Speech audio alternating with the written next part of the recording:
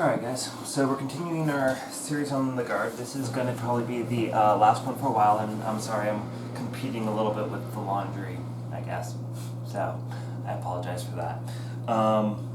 So we are, I'm going to take us back full circle to kind of what we began with a little bit today, and also to kind of continue where we left off.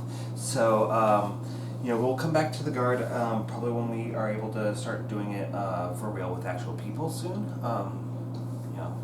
Assuming people stop protesting and prolonging this shit. Alright, so I have my opponent in the close guard. As I've been saying this whole time, guys, when I'm breaking the guard down, I want to be thinking about drawing my heels in with my boots on and bringing my knees to my armpits, right? So I'm trying to drive them down.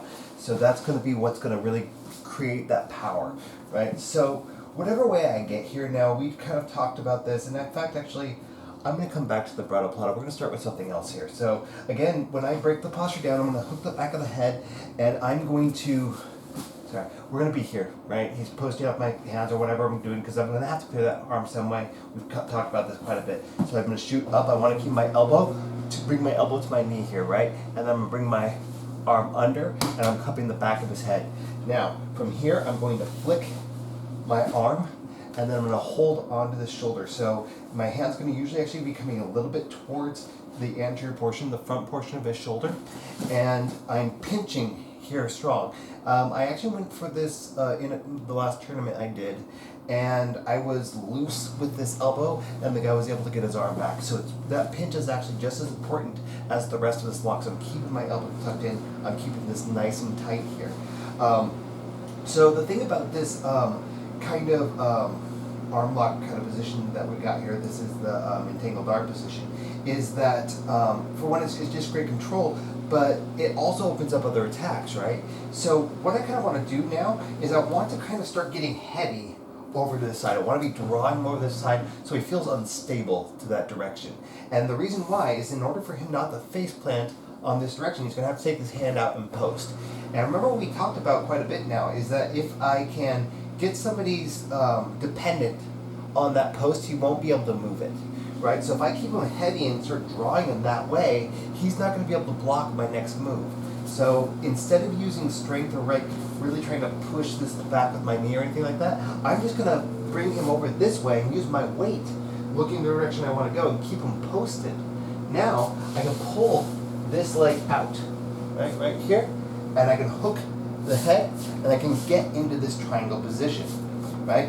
And from here, everything's going to be pretty much the same. So my heel's hooked up there, or I might go into this lock, whatever. So I'm going to be holding on to this, and then I can start taking start letting go of this lock.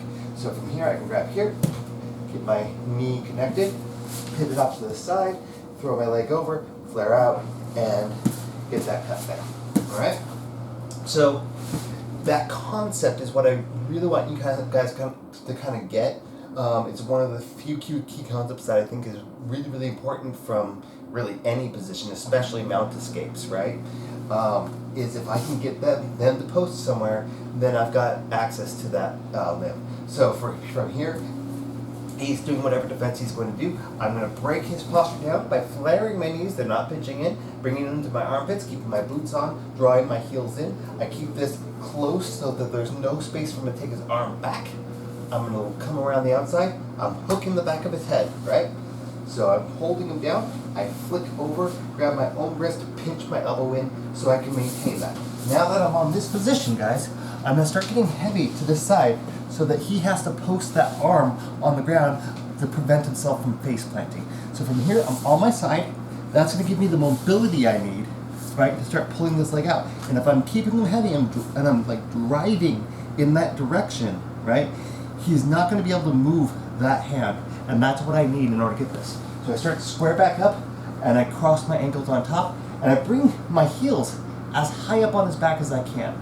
Right? So I'm going towards the top of the lever, so it's harder for him to break his posture up. Now that I've got him beaten down, maybe I'm going to hold on to this with this hand for right now, so that I can reach up and get this. Unlock my legs. This is replacing my legs, right?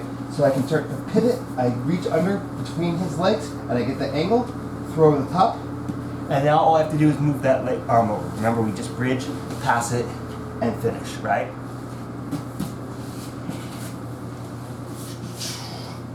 So, I'm not sure if this is a better angle for you guys or not, but here you guys go one last time. Okay, so I'm here, I need to break his arms off. And remember, for this one, I'm going outside in for that break, not inside out.